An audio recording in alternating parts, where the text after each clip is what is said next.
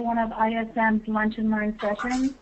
Today we're going to be looking at Sage's newest release, Sage 100 2015, with our presenter, Ms. Ty Duncan-Woodcomb. Ty will be showing us all the latest and greatest from this software, and with that I'm going to turn everything over to Ty. Ty, thank you. Hello, how are you? All right, Sage 100 2015, we're going to go through and I'm going to show you all about it. It was released a little over a month ago. It was released back in the beginning of March. And so it's a fairly new release, but I'm going to take you through some of the new features that are in the system, and I'll just kind of discuss a few of them. Let me show you screenshots of most of it. It was a big version that was a lot on functionality that was added to the system just from a usability standpoint. All right. So the one big thing that Sage was trying to do, they were trying to make it easier for you to do business. So a lot of the key enhancements in the system have been made to the GL, the AP, the AR, and the bank rack. But the first one out of the box that they have done is they've now added the ability for you to be able to do multi-column sorting. So in check deposit adjustment entry and cash receipts and manual payment and in vendor transfer invoices, it used to be you could click on the top of the screen and maybe sort by reference or sort by check date, but now you have this new button over here that allows you to do multi-column sorting so that you can have your screen set up and defaulted to allow you to be able to do multi-column sorting for all your entry areas in the system that you do a lot of work in. Before, when Sage did it, they did it where you can color code by company. We all remember that one, that Sage put that release in to allow you to color code by company. Well, a lot of people came back and said that was great, but sometimes seeing the whole screen in green wasn't appealing, or it was kind of hard to be able. So Sage now gives you the ability of making the whole screen green, or you have the ability just to make the edges of the screen turn green. So you now don't have to make the whole screen. You can just simply make the frame of the screen turn green, and they've added that change now for you in the company maintenance in the system for you.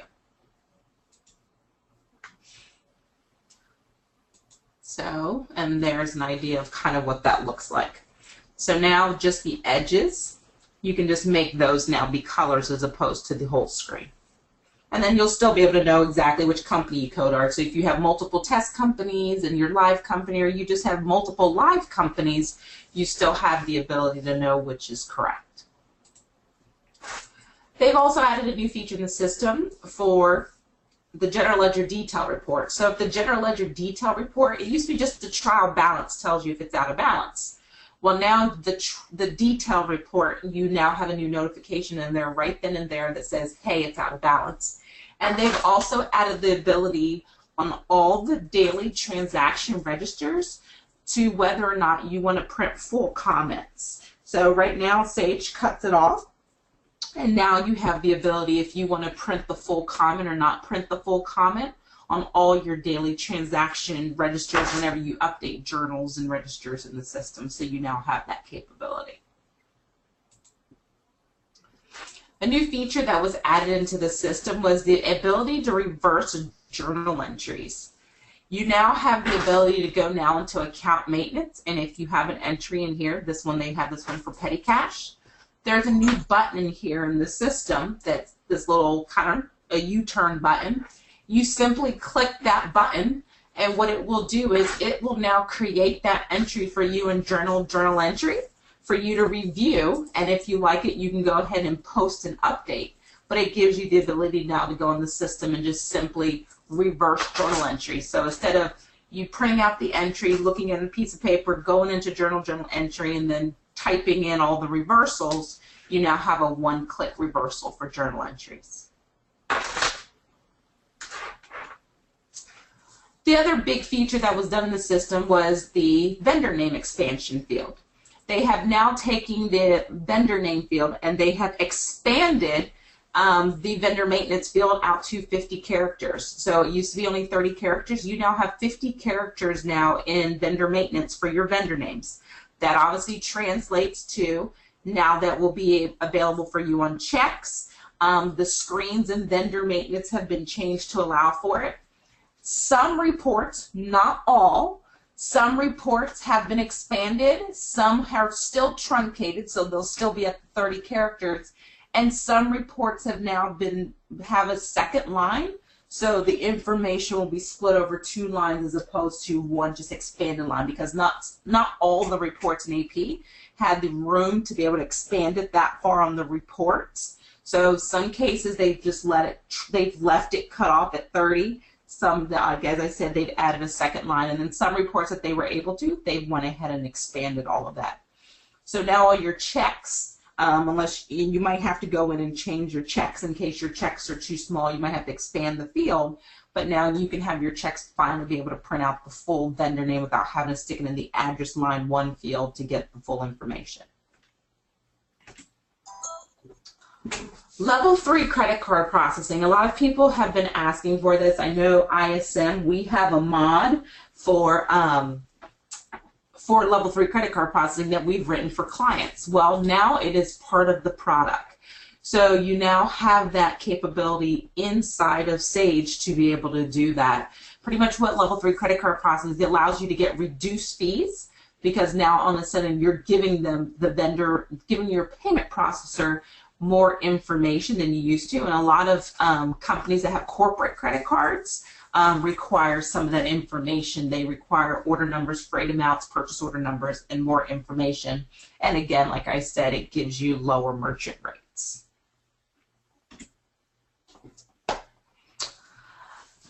We now also have third-party payment processing, so it allows you to accept payments inside of Sage. Before, as you remember,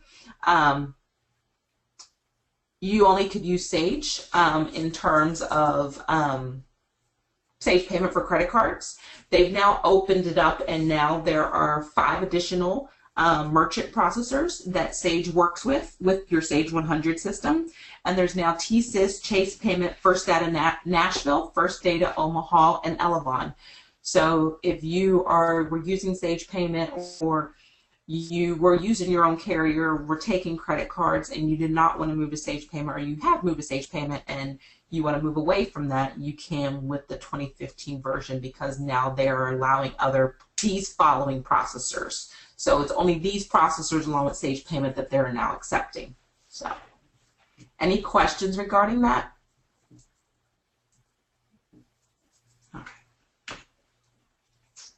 So the next big change was in purchase order. Purchase order has now been modeled to be more like sales order in terms of storing history. As you remember before, you never could store history for purchase order in the system. You now have the ability now to retain all your purchase order history in the system. So when you first upgrade your system, there's going to be a new pop-up during the data conversion that says you're upgrading to a version that allows you to retain purchase order history. You can either retain the history if you want, or you don't have to. It's just simply going to be up to you whether you want to do that, whether you turn it on or turn it off. But if you turn it on, it will go through and start retaining all that history for you, and you have the ability in the system to say whether you want to retain deleted orders or deleted lines for orders. You give all that information in the system, and it will go through and create all the records from all your standard orders, your drop ships orders, all your material requisitions that are out there, and start creating your purchase order history for you. Another feature that's been added is the copy from button in sales order. You remember you used to be able to copy one sales order from another sales order. Well, you now have that functionality now in purchase order. You now can create a new purchase order and copy it from another PO, a PO that's in history, a purchase order receipt, or even an AP invoice. So you now have the ability to do copy froms for a purchase order, which obviously saves you a lot of manual key entry, especially if you do the same PO over and over and over again, and you don't exactly want to use a repeating purchase order or a master PO, but it now gives you the ability to just simply copy a purchase order over and over and over again. In purchase order inquiry, you now have the ability there also to click on the lines, and now when you go to the lines, just like you do in sales order, you have the ability to be able to see the detail of whatever all the lines were for that purchase order in the system. So all that functionality is being translated. So kind of how sales order entry works, a lot of those feature functionality is being rolled over into purchase order. So because they have give you the ability to now track purchase order history, they also now had to give you a purchase order history report. So you now have a purchase order history report in Sage.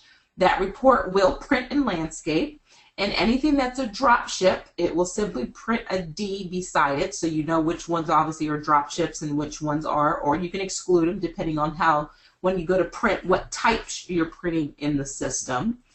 And the good part about the whole thing is you have the ability to purge obsolete orders if you want to purge them, so on and so forth, and you get the same keep window open after capability that's now been translated for you. So now you also have the ability to keep those windows open after.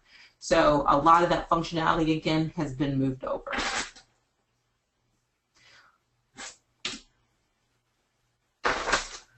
All right. Like in sales order, the redisplay source document after quick printing, after a purchase order return order, that's now also been added into purchase order. So you'll now be able to see that. So if you want to print a purchase order and not have it pop up the print window, you can check that option. And now if you hit the print and purchase order, it will just automatically print your PO without popping up the print screen. In inventory, they made a few changes. So right now in inventory, what was happening is when you, say for instance, created a brand new item and you click the copy from, it would copy the alias items and all the item vendor information. You might not necessarily wanted that information. So you now have the ability when you do the copy from that you can uncheck to not copy aliases and not copy item vendors in the system. That way you can take a lot of the basic information that you needed from the item without taking the alias items. Because obviously, you know, if you start having multiple alias items, the same alias item in the system for multiple items, whenever you type in those alias items, whether it's on printing or whether you're keying it in through sales order entry, if you have those alias items duplicated, it's going to select the first one that it comes to, and then that's going to be the item that is used on your order, and that might not necessarily be the item that you wanted. So hence the ability now that you can uncheck the copy alias item button, then allows you to create a unique alias item for the new part that you are creating. One of the big things that was handled in the 2015 version, if you're running payroll, this obviously is going to be an item that will stick out to you, is the Affordable Care Act. So obviously with the new Obamacare, the Affordable Care Act, you have to report to the government if you are over a certain amount. So if you are a payroll employer and you have more than 50 plus full-time employees or full-time equivalents, you're going to be required to turn in a report on January 2016. So Sage has put that reporting into the payroll system in Sage to make sure that if you need to handle this reporting, that you have the capability of doing that in the system. So it will print off that report for you. That will be able to give you the ability, I know we know what we need to report on, but I don't think the actual federal forms are finalized, but this will at least give us the ability to start tracking that information to be ready for when the actual reporting documents are released by the IRS.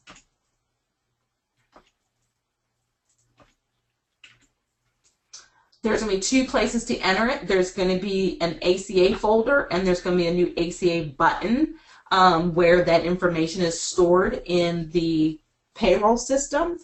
And you would take that and populate all the information there. If you have more than 1,000 employees, Sage has created a spreadsheet or a worksheet that's available for you to download from Sage City.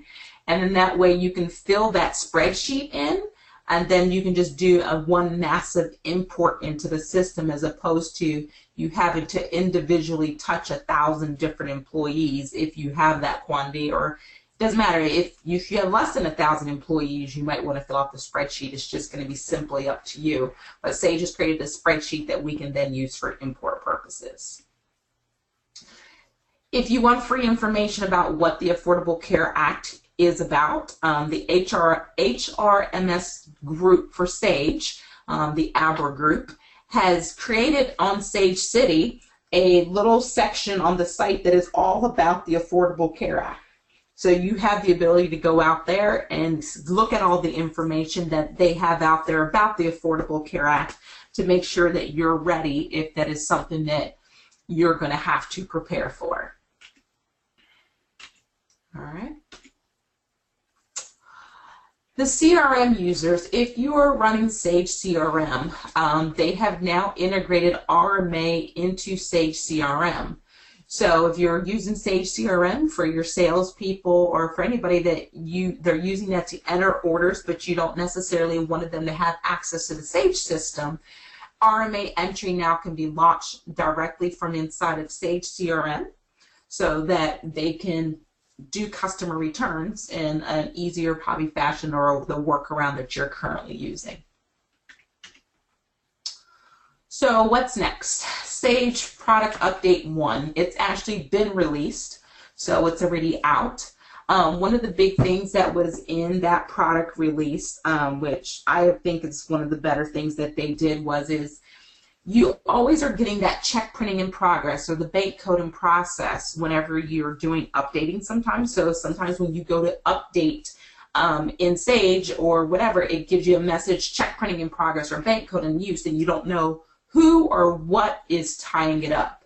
Sage has now, what they've done is they've changed the logic so that when that screen pops up, it will now tell you exactly which program and which bank code is actually locking up the system, or which program or which module is actually causing the problem, so that it gives you a better ability to be able to track down and figure out who's holding up the process.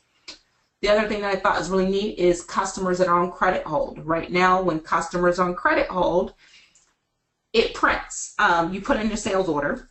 If a salesperson technically has the override capability and has the ability to put an order in and not put it on hold, that order can then get released out to the warehouse. Well, they've now added an option that in pick sheet printing, that if a customer is on credit hold, that is now your second way of catching an order to make sure it's not released to the warehouse when a customer is on credit hold, and technically the order should have never been processed. All right. Any questions?